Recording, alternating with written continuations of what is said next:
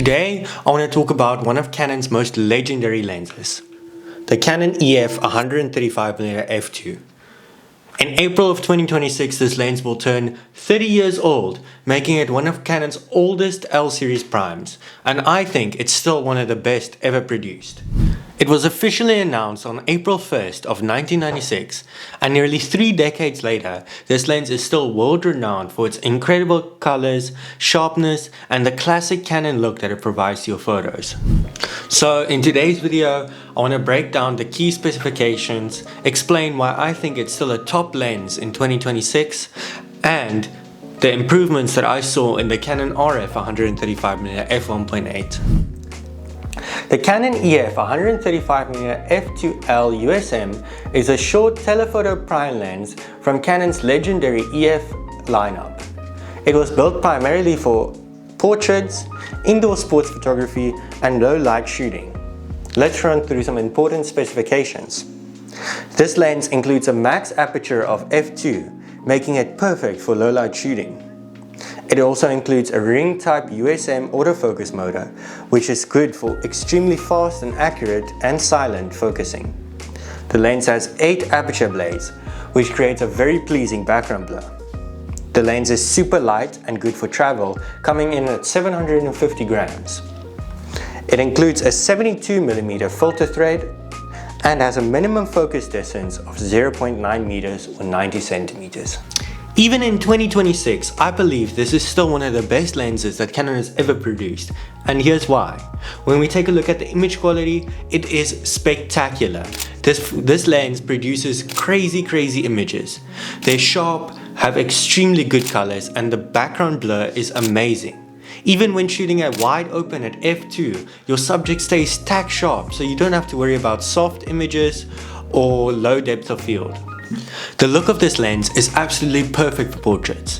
The 135mm focal length is amazing as it creates really good compression in the face as well as blurs the background really well, creating a very professional look and a smooth background. Now the most shocking part about this, as this is a 135mm f2, is how light it is. The lens weighs 750 grams, which makes it extremely easy to travel with and to shoot with for longer periods of time. Now most people view this lens as a portrait-only lens, and I don't think that's fully true. I think the 135mm focal length is a lot more versatile than it's given credit for.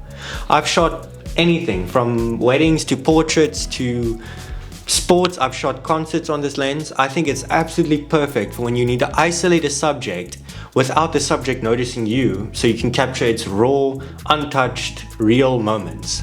Now, earlier in the video, I said I think this lens is still an amazing contender in 2026, and here's why.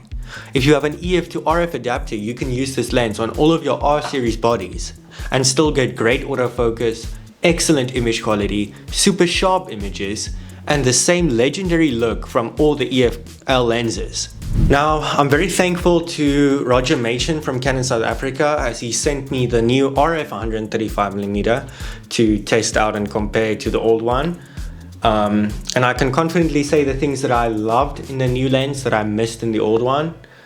Firstly is advanced weather sealing. The 135mm f2, the old one, has very minimal weather sealing, limiting the conditions that you will take it in. I won't shoot this lens in extremely like rough rain or dusty environments. Secondly, image stabilization.